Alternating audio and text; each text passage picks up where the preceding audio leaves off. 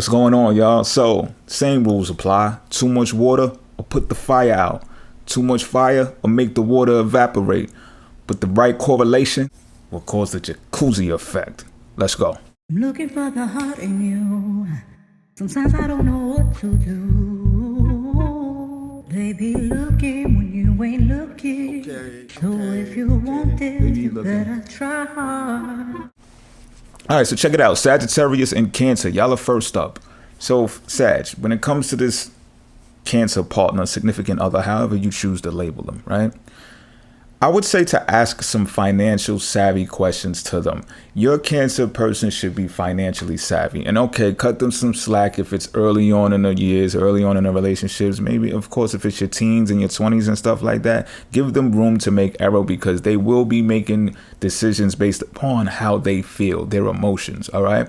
But this is not something that you should fret over necessarily because they will have experience of dealing with finances that fluctuate, because naturally a Cancer is going to be coherent and experienced when it comes to dealing with fluctuations as their sign does.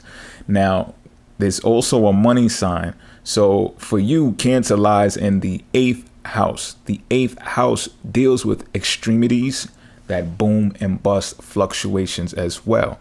The 8th house is also a money house. So you see where I'm going with this. To have a person that is naturally going to have experience of dealing with finances that fluctuate, and it's based on kind of like the stock market, people's emotions, they feel. People purchase based upon how they feel. Most of the time, some people just purchase because they have to, whatever the case may be. Maybe you can't even discover what that is. But here nor there, my point is this: your Cancer other should be financially savvy. So ask the types of questions that are, what are your goals? If they don't have any goals, that might be all right too. But if they mention one, you have to be like, well, how do you plan on obtaining those goals? And some type of financial literacy should be coming at them out their mouth, at that point. And if not, then you should be inspiring them to go and figure out how to do that. Now, the Cancer is going to get a grip on money regardless whether you're involved with it or not. And depending on when you catch them, whether it's between their teens or between their 30s, you know, they say life starts at 40. You will have a seasoned partner that is able to deal with the extremities that pertain to the 8th house. All right. So, but again, if your Cancer does not have financial literacy and they don't answer questions, they don't know what the Fed is doing, if they don't know what interest rates are, if they don't know what inflation is, if they don't know those types of things, macroeconomics and microeconomics, red flag, get out of there. Because this is a money sign.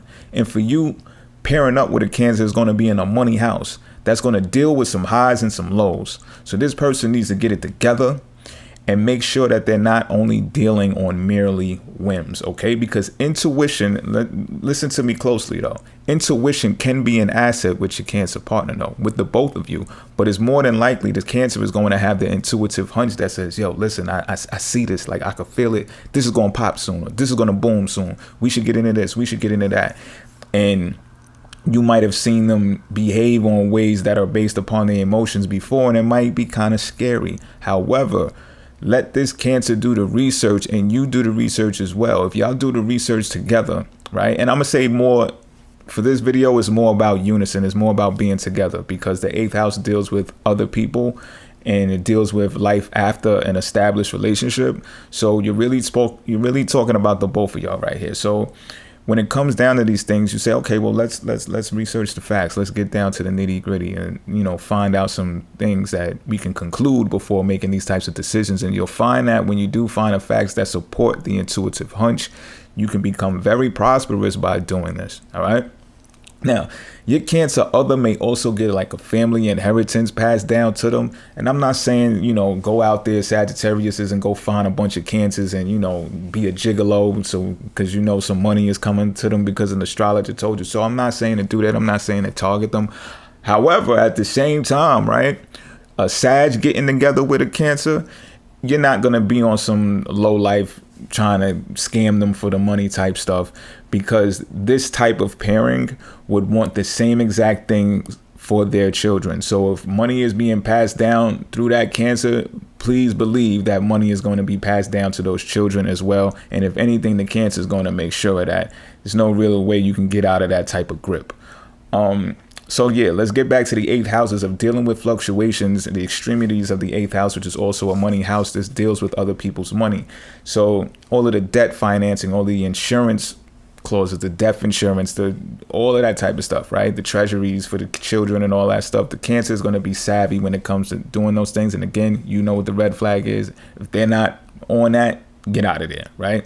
But I'm telling you, this is going to be something that they'll be able to do and maintain despite, you know, things popping up out of nowhere, and they got to handle that. So this is also a good place for home ownership. So let's say y'all get into real estate. This can be a very prosperous asset for you.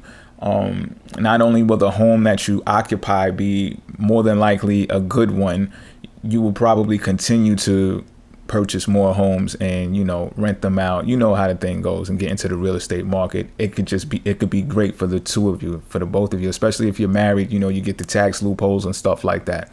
So now when it comes to sex, let's talk about sex, right? This can be very intense sex. This can be passionate sex, fiery and, you know, intense water combining together. This can be great sex. Now at the same time, the Cancer, let's say y'all have sex and then you like do it different the next time from the first time y'all did it. Like, the Cancer can be suspecting of you because of that. All right. They will attach the sentimental value that they had of the time that it made them feel like $1 million. And, you know, even if it's average, right? And then all of a sudden you come off like an acrobat in bed, and they're going to be like, you might think you did your thing, male or female. You might be looking for a round of applause, and they might be suspecting of you. Like, oh, so who's the new person? Because you damn sure wasn't doing me like that. You know, so what's going on? You know what I mean?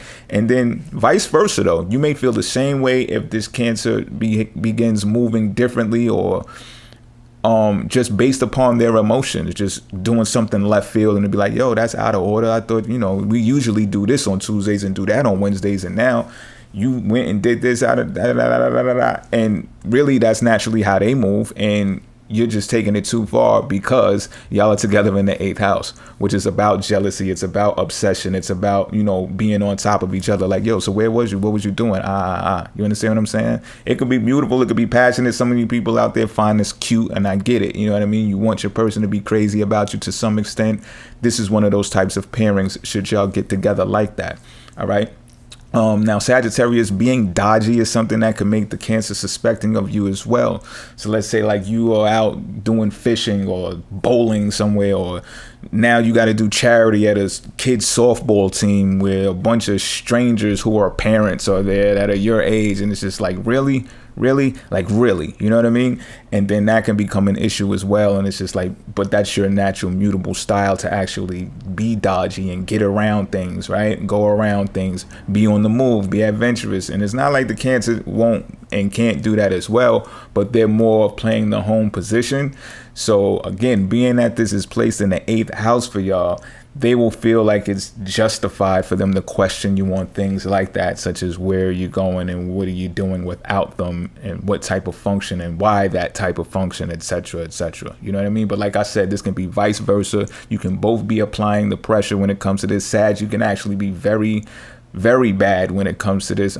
Maybe bad is too much of an extreme to state, but what I would say, it could be toxic. This can be a toxic relationship. You know what I mean? So what I'd say is, should y'all aim high for like finances and stuff like that, I think y'all will be able to weather the storm better should y'all have a solid amount of finances, and that the Sagittarius that you actually confide in the Cancer when it comes to taking care of certain responsibilities that pertain to domestic life. Because without that, without having some type of, you know, stronghold on you, or at least some type of monitoring on you, you can be too free in doing what you want to do. And then that can make things toxic, like I said. All right. So that's Sagittarius and Cancer. I'm out.